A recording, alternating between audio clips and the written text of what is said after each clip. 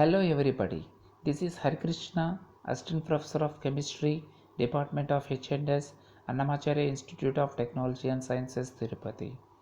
In the last video, we have discussed chromatography, atomic absorption spectroscopy, atomic emission spectroscopy, UV visible spectroscopy.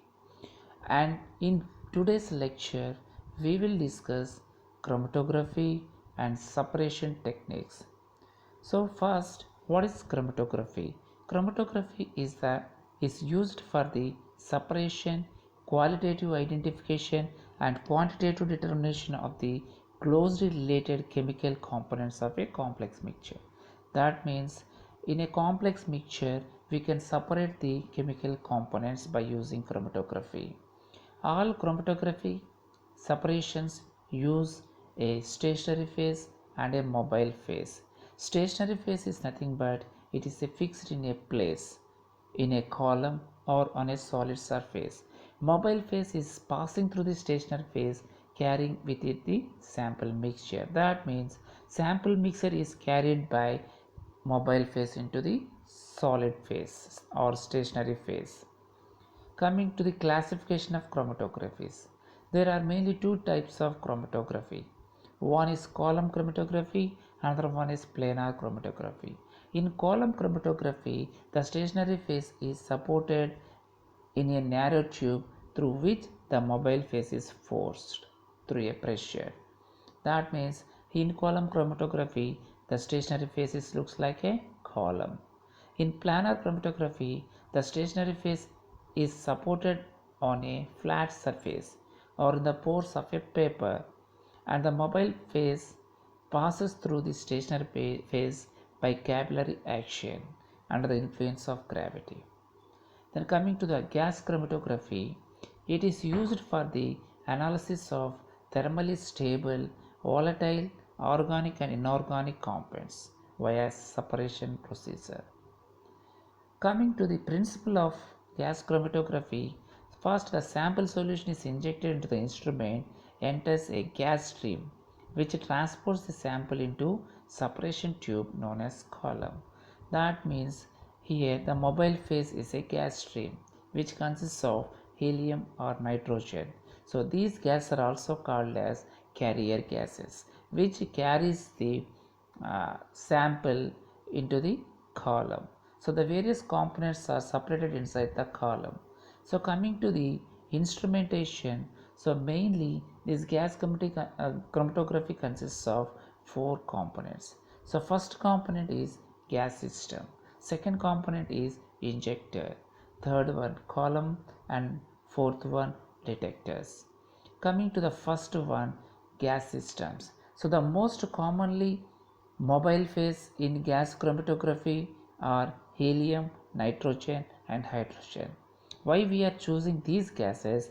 Because these are chemically inert, and also the choice of that gas depends upon the choice of detector. Based on the detector also we can choose that gases. The gas, for example, the gases of ionization detector are hydrogen and air. Then the second component, injector. The most commonly used injector is split or splitless injectors. So the injection takes place into a heated glass or quartz linear rather than directly onto the column. So in the split mode, the sample is divided into two unequal portions. The smaller one goes onto the column. And in the splitless mode, the entire sample is introduced onto the column.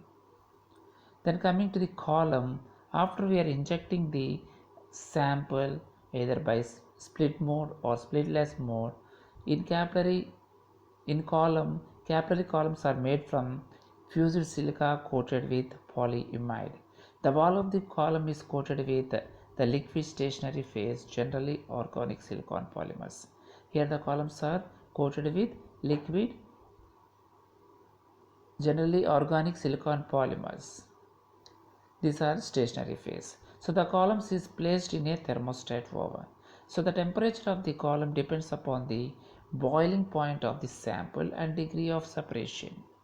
So here the temperature of the that means we are placing it in a thermostat. That means we are maintaining constant temperature. So that temperature mainly depends upon the boiling point of this sample which we are taking. The column is programmed to produce either constant temperature or gradual increasing in temperature. Next component, detectors. Generally, selective detectors are used. As solute comes from column, interact with the detector which converts that interaction into electronic signal. As soon as we are injecting the sample into column by means of a inert gases or chemical gases, so that solute interacts with the detector which converts that interaction into electrical signal which is sent to the data system. Here the signal is plotted with time. Example for selective detectors are flame ionization detector, nitrogen phosphorus detector, etc. Here when we are passing the liquid or gaseous sample into the capillary column by means of a micro syringe and separated analytes which flows through the detector and response is displayed on the computer as a chromatogram. So when we are passing the sample into the column, so uh, uh, it is interacted with the detector and which is displayed as a signal in the computer. So that signal is nothing but which is called as chromatogram. So this chromatogram mainly consists of two parameters. So one is retention time, another one is peak area. Retention time, which is used for the qualitative analysis of the components. Peak area is used for the quantitative analysis. So here is a example analysis of residual methanol in biodiesel which is given below. Then coming to the applications which is used, this gas chromatography is used in environmental science, food industries, petrochemical industry, microbiological analysis, pharmaceutical industries and clinical biochemistry. Coming to disadvantages, limited to thermally stable and volatile compounds. Most of the gas chromatography detectors are destructive. So this is the schematic diagram of the gas chromatography. So here it is a high pressure regulator and gas flow meter. This is a chromatographic column and we are introducing the sample through a micro syringe into this chromatographic column and it is passed to the detector where the interactions takes place and gives the signal which is amplified and passed to the computer system where it was recorded. Next one, HPLC, high performance liquid chromatography. So this is used for the trace level analysis of variety of analysis in a short time. So within a short time we can analyze varieties of the samples in trace levels. So coming to the principle of this HPLC, so here the principle of separation in normal phase mode and reverse phase mode is adsorption. So here mainly principle takes place by normal phase mode and reverse phase mode which is called as adsorption. When a mixture of components are introduced into HPLC column, they travel according to their relative affinities towards the stationary phase. So the component which has more affinity towards the stationary phase travel slower and which has more affinity travels faster. The component which has more affinity towards the stationary phase travels slower and which has less affinity travels faster. Affinity means that is attraction. No two components have same affinity towards the stationary phase. These components are separated. So if the two components have same affinity, we cannot separate it by using this HPLC method. So this is a schematic diagram which is given here. Here it consists of a solvent reservoir. So reservoir to store the mobile phase. So high pressure pump. So this is the high pressure pump.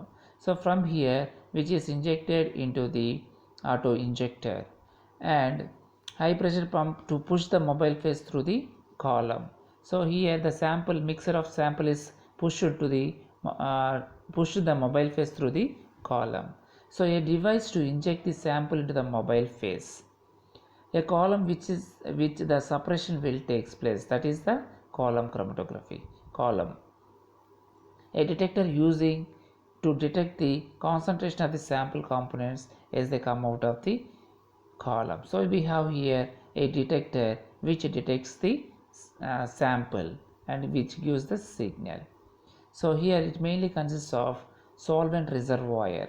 So it must contain volume enough for the repetitive analysis. So it must be inert solvent. That means it does not react with any component which we are taking. Generally, glass and steel contains of 0.5 to 2 liters capacity are suitable as a solvent reservoir. That means we have to reserve the solvent. So it should contain 0.5 to 2 liters capacity. Next, pumps. If one pump is used, the composition of mobile phase is constant during the experiment. It is called isocratic elution. So for pumping, if you are using only one pump, the composition of the mobile phase is constant throughout the process. So it is called as isocratic elution. If two or more pumps are used using a time program, the composition of the mobile phase is variable. That means it varies. So when mobile phase composition is changing during the analysis, the technique is called as gradient elution. So in this pumping, we have two processes. If one pump is used, the composition of the mobile phase is constant. That is called as isocratic. If we are using two or more pumps, then the composition is changing. So that is called as gradient elution. Coming to the injectors, so the most useful and widely used sampling device is the 6-port Rodin valve. So the sample is introduced into the sample loop using a special syringe. A clockwise rotation of the valve rotator places the sample filled loop into the mobile stream. Here we are using a 6-port Rodin valve.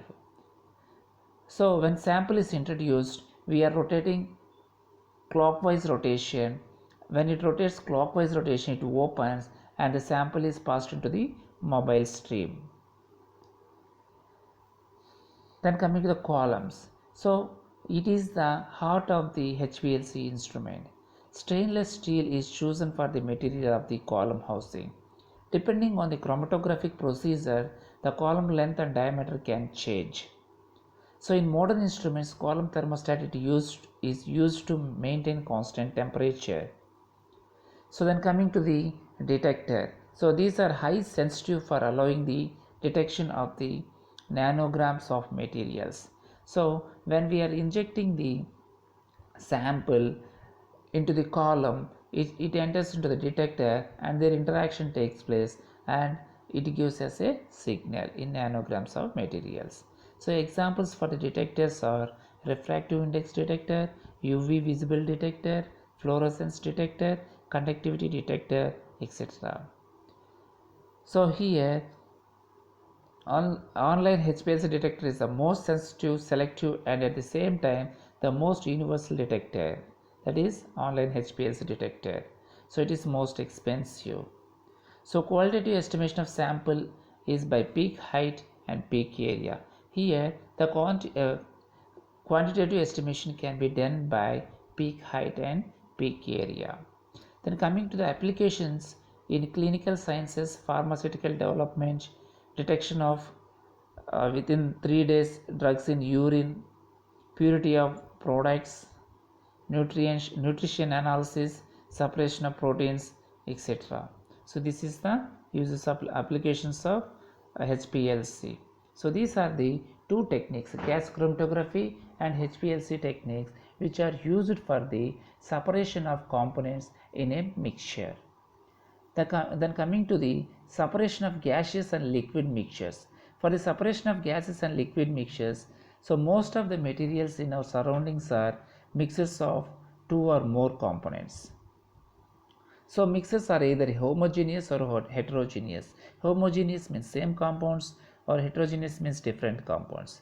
Homogeneous mixtures are uniform in composition, right? So but heterogeneous mixtures are not uniform. For example, air, homogeneous mixture because it is a mixture of different types of gases. Oil in water, this is a heterogeneous mixture. So the choice of separation technique is one of basis of the type, nature of the mixture and difference in chemical properties. So we can separate by based on these properties, basis of the type, nature of the mixture and difference in chemical properties. So separation of gases mixtures. So here separation of gases mixtures, process of any gas mixture into the individual components is termed as a gas separation. That means atmospheric air is the raw material for producing. That means atmospheric air which is consists of many raw materials. That means different types of gases. This can be done into individual components, that is called as gas separation. Different techniques of gas separations commonly used are for synthetic membrane separation. So in this method, these membranes are the porous in nature, which allows only certain specific gas molecules to pass through the synthetic membrane. That means the membrane which we are taking, which allows only, for example, if we take two gases, that is A and B, so the membrane which we are using, it allows only, or it selects only one gas, that is A. When appropriate pressure is applied through the piston, the gas molecules A is separated from the mixture of the gas A plus B. Example, a thin metal sheet of palladium allows hydrogen gas to pass through. Next process is adsorption. Adsorption is a surface phenomena. So it is a physical process in which only a certain kind of gas molecules are adsorbed to the absorbing surface or adhere to the adsorbing surface, that is adsorbate. So the adsorbate which adsorbs the gas A only to the surface, and therefore the separation occurs. So nickel metal is a specific for hydrogen gas adsorption. This is an example for the adsorption process. So here the adsorbate which adsorbs a particular gas only. So that is the adsorption technique. Next, absorption. It is a physical or chemical process in which atoms, molecules or ions enter some bulk phase or liquid or solid material. So absorption means it's a bulk process. Adsorption means it's a surface phenomena. So examples, liquids shall be absorbed by a solid. Gas is being absorbed by a liquid. That means liquids are absorbed by solid or gases are absorbed by a liquid. When a mixture of gases, for example carbon monoxide, carbon dioxide, nitrogen, nitric oxide, sulfur dioxide, etc., moving, carbon dioxide passes through a solution of NaOH, that NaOH which absorbs carbon dioxide. So when we pass these gases, mixture of gas which is having carbon dioxide through a solution of NaOH, that solution absorbs NaOH which absorbs carbon dioxide. So which was indicated by the lowers the concentration of carbon atmospheric gases. So the chemical process helps in the separation of carbon dioxide from the mixture. And next one is cryogenic distillation. So in cryogenic distillation is the process of separation on the basis of the variation in boiling points. It is based on different boiling points, that is volatilities. If the distillation process happened at cryogenic temperature, it is called as cryogenic distillation. Commercial production of various gases like oxygen, nitrogen, argon, neon, krypton and xenon is done by cryogenic distillation of liquid air.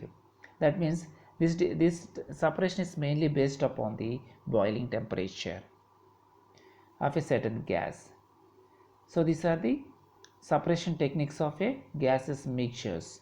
So first one is synthetic membrane, adsorption, absorption, and cryogenic distillation. So these are the different types of gases separation, gases mixes separations. Next, separation of liquid mixtures.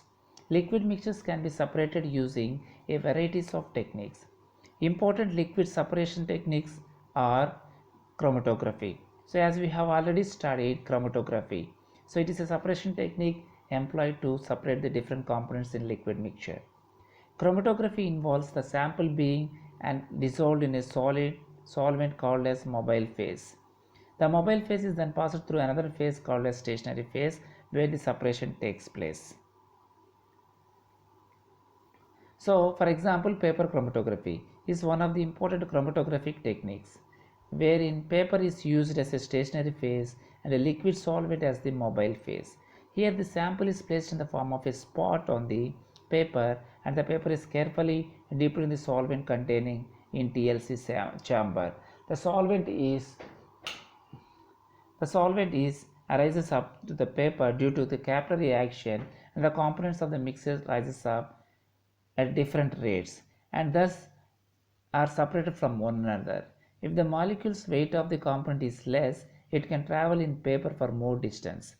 The mobility of the separation paper chromatography is identified in the form of spots. So that is the chromatography. So applications of chromatography is to separate the drugs from blood, to separate pigments from natural colors, to separate colors in dye. So these are the applications of chromatography. Next, second process is separating funnel. So it is used for the separation of components of mixture between two immiscible liquids. So one phase is the aqueous phase and the other phase is the organic solvent. So this separation is based on the differences in densities of the liquid. For example, if you take a kerosene and oil which is placed in a funnel, so both are immiscible. So for this separation we are using a separating funnel. So the liquids having more density forms the lower layer and the liquid having less density forms the upper layer. So in this way we can separate the liquid mixtures. For example, kerosene, low density, which settles in the upper layer. Water with high density, which settles at the lower level layer. So this is the separating funnel. That means here we are taking immiscible liquids. So when we are using immiscible liquids, the two liquids which has higher density which settles down and which has lower density settles up upper side. So we can separate. So applications of separating funnel is to separate the organic and aqueous compounds from the mixture, to separate a mixture of oil and water, to separate a mixture of kerosene, oil and water. So for the separations we are using separating funnel. Next, centrifugation. Centrifugation is the process of separation of insoluble materials from liquid where normal filtration does not work to isolate. So this process is used when we cannot filter the mixture. So in normal filtration, the solid particles in a liquid are very fine and can easily pass through the filter paper. So the centrifugation separation influences the various factors such as size, shape, density, viscosity and speed of rotation. So the principle is that denser particles are forced to the bottom and lighter particles stay at the top. So the apparatus used is called a centrifuge. So that centrifuge consists of a centrifuge tube holder called as a rotor. So that centrifuge consists of a rotor. The rotor holds balanced centrifugally tubes of equal amounts of solid liquid mixtures. On a rapid rotation of the rotor, the centrifuge tubes rotate horizontally, and due to the centrifugal force, the denser insoluble particles separate from the liquid. When rotation stops, the solid particles ends up at the bottom of the centrifuge tube with the liquid at the top. In this way, we can separate the solid particles with the liquid particles. So, for example, the cream and skim with separation, skim milk separation. Applications: separation of the fine particles in the quantitative analysis of inorganic compounds, used in the diagnostic laboratories for blood and urine tests. So this separation is also used in dairies and home to separate butter from cream. So used in washing machines. So next one is simple distillation. So it is a method used for the separation of components of mixture containing two miscible liquids that boil at different temperatures without decomposition and having sufficient difference in their boiling points. So this simple distillation is used for the separation of two miscible liquids that boil at different temperatures without decomposition. Based on the boiling points, we can separate those two solutions. The distillation process involves heating a liquid at its boiling points and transferring the vapors into the cold portion of the apparatus, then condensing the vapors and collecting the condensed liquid in a container. In this process, when the temperature of the liquid rises, the vapor pressure of the liquid increases. When the vapor pressure of the liquid and atmospheric pressure reaches the similar level, the liquid converts into vapor state. The produced pass through the condenser, which is circulated by cold water. When the vapor cools, it condenses and passes down to the condenser and is collected into the receiver through the vacuum adapter. So it is an apparatus. So here we are taking the mixture of two solutions, acetone and water. Both are miscible liquids. Both looks like a single liquid which is connected to a condenser which is covered with a water outlet. So when we are taking two solutions in this mixture of acetone and water, so when we are heating, so, the solution which is first having high boiling point, which undergoes vaporization and it is passed through that condenser, and here we are circulating the cold water, and that vapors are converted into liquid which is collected. In this way we can separate the two miscible solutions. Next, fractional distillation. So fractional distillation, it is used for separation of mixture of two or more miscible liquids for which the difference in boiling points is less than 25 degree Kelvin. A simple fractionating column is a tube plugged with glass beads. The beads provide a surface for the vapors to cool and condense repeatedly. When vapor mixtures are passed through the fractionating column, because of the separated condensation and evaporation, the vapors of the liquid with the lower boiling point first passes out the fractionating column, condenses, are collected into the receiver flask. The other liquid with slightly higher boiling point can be collected in similar fashion in the another receiver flask. The fractional distillation of the crude oil is given below. So here this is the fractionating column. So we are passing the for example, if separation of the oils, if we are taking the crude oil in an iron retort at 400 degrees Celsius, it is passed through the fractional distillation column. So at the bottom of that fractional distillation column, the temperature is 400 degrees Celsius, and it is going towards the top level, the temperature begins to decrease. That means at certain temperatures, at particular temperatures, one of the uh, oils comes out, which is collected in a separate containers. So that is, for example, diesel, heavy oil, kerosene, naphtha.